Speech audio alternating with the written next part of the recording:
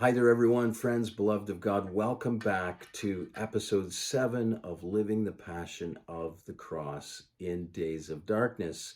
And we have just completed the season of Easter. We're now into the significant season of Pentecost, and so timely for us in keeping with these episodes that we've been sharing together in this series. And this particular episode is entitled The Four Gospels, Victory, and the Kingdom. The theme of victory, culminating in the victory of the cross, is displayed in all four Gospels in different but converging ways. As we've already pointed out, the Gospels tell the story of Jesus in terms of the long awaited narrative of Yahweh's return to Zion. In the key kingdom text of Isaiah 52, verses 7 to 12, this return and the announcement that your God reigns, in other words, the announcement that God has at last taken his power and is reigning, is all about the overthrow of Babylon and its gods and the new Exodus in which people return in joy to Jerusalem. So when Jesus, right from the start, announces that God is at last becoming king, he does and says things which evoke that whole network of expectation. He tells cryptic stories that break open the normal expectations. He does things, celebrations, healings, deliverance of the demonized, confronting wickedness, all which symbolized and enacted the long awaited and anticipated new day that was dawning. Once we grasp this, we can reintegrate what many have dualistically split apart, namely the kingdom and the cross. The four Gospels tell a story which embraces both. Here's how it works.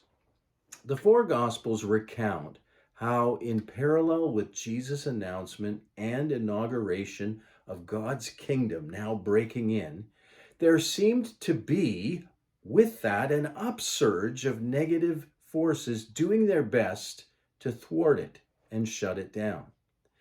This involves two kinds of powers.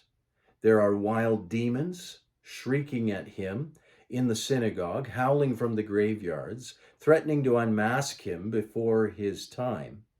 Then there are the powerful plotters, from the Herodians, angry at any suggestion of an alternative regime, to the Pharisees, who had their own ideas and kingdom agenda, which looked very different from that of Jesus.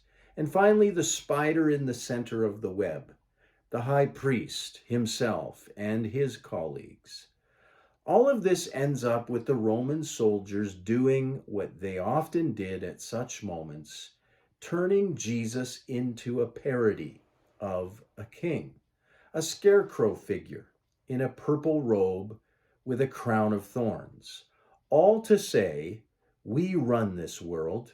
Caesar has won the game of thrones, and this is what we think of other would-be royalty.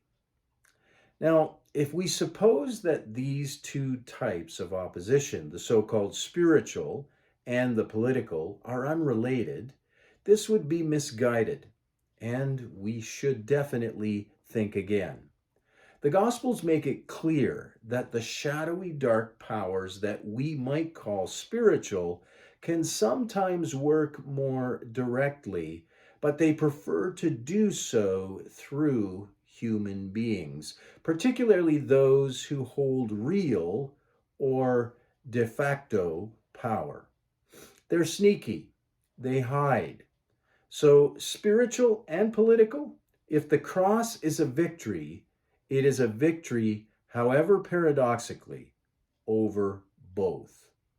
Matthew and Mark both tell the story of Jesus in this way, in terms of a buildup of opposition, political, demonic, call it what you will, but for the most part, it is both working hand in hand. It becomes explicit in Luke at various points, notably when the soldier sees Jesus in Gethsemane. "This is your hour," Jesus responds, along with, "and the power of darkness." In 22, verse 53. Evil at every level is doing its worst. Even the disciples are in danger of being sucked into its vortex. John draws this out further in chapter 12 of his gospel. It is an odd but vital little scene. Some Greeks have come to visit. They've come to the feast. They want to see Jesus. Instead of agreeing to meet them, however, Jesus muses about a grain of wheat falling into the earth and dying, a clear reference to his forthcoming death. This precipitates a Gethsemane-like moment. "Now is my heart troubled," says Jesus. And that moment has its resolution with, "Father, glorify your name." A thunderclap is heaven's response to Jesus' statements here. But what does all of this have to do with the Greeks? Well, read on. "Now comes the judgment of the world," declares Jesus. "Now this world's rule is going to be thrown out. And when I've been lifted up from the earth, I will draw all people to myself." This little passage, John 12, 31 and 32, is one of John's most important pointers to the meaning of Jesus' death as victory. We need to spell this out a little more.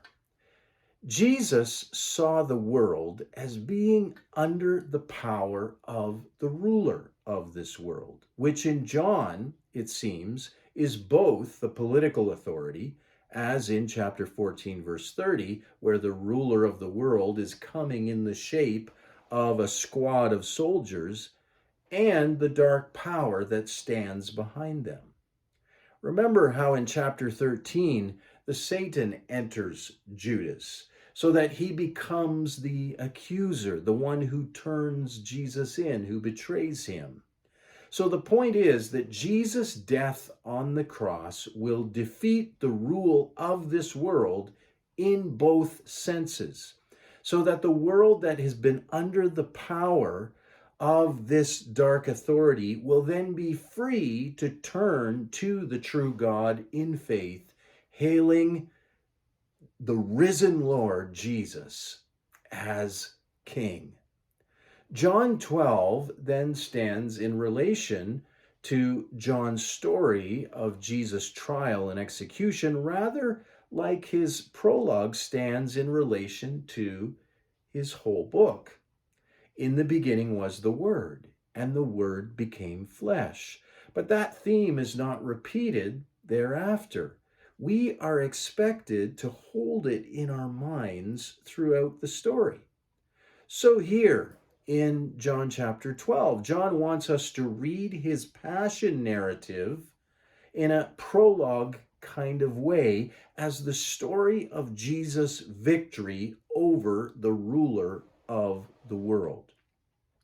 So it is that each of the Gospels, in their own way, tell the story of Jesus as the story not only of Israel's God coming back to be king, but of this necessarily drawing out from its hiding places the various forces of evil, all trying to mess things up, to offer different and often violent kingdom visions, to stop Jesus in his tracks, to try to distract him, to divert him into other pathways, to prevent him winning the ultimate victory. There is a paradox here which matches the peculiarity of the powers of evil themselves. The powers conspire to put Jesus on the cross, but that very death becomes their death warrant. Paradox indeed. Cut back now to St. Paul, who says the rulers didn't understand all of this because if they had, they wouldn't have crucified the Lord of glory. This comes out in Acts chapter 4 when the apostles, threatened by the authorities, pray Psalm 2, seeing Herod and Pilate as representing the raging nations and seeing God laughing at the rulers and establishing his kingdom precisely through the Messiah's death and resurrection. Just to be clear on this, Jesus' resurrection shows that his death was victorious. Of course, the resurrection is a kind of victory as well. But as Paul says in 1 Corinthians 15, what the resurrection does is serve as confirmation of the victory of Christ's cross. For certain and for sure, the resurrection launches the new creation. But the reason it can do this is because the cross did indeed win the victory over death itself, and that this must mean that it had dealt fully with sin, which is the cause of death. This is vital.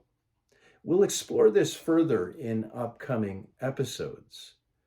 To draw from the worldview and language of the ancient world of Jesus' day, without the resurrection, the cross means that the chaos monsters have won again. Jesus becomes just another failed Messiah. However, with the resurrection, the entire scripturally based kingdom agenda, which Jesus was putting into action and which the Gospels all display, is retrospectively validated. The crucifixion is seen to be what Jesus said it would be, the victory over all the powers of darkness. This is why at the end of Matthew, the risen Jesus declares that now all authority in heaven and on earth has been given to him. This echoes Daniel chapter 7, and it goes with those great Psalms 2 and 110, and the relevant Isaiah passages. Luke obviously shares this view, especially in the book of Acts. John agrees, though again from a different angle. It's happened. The victory is won. However, this then highlights the question for us: what does this actually mean?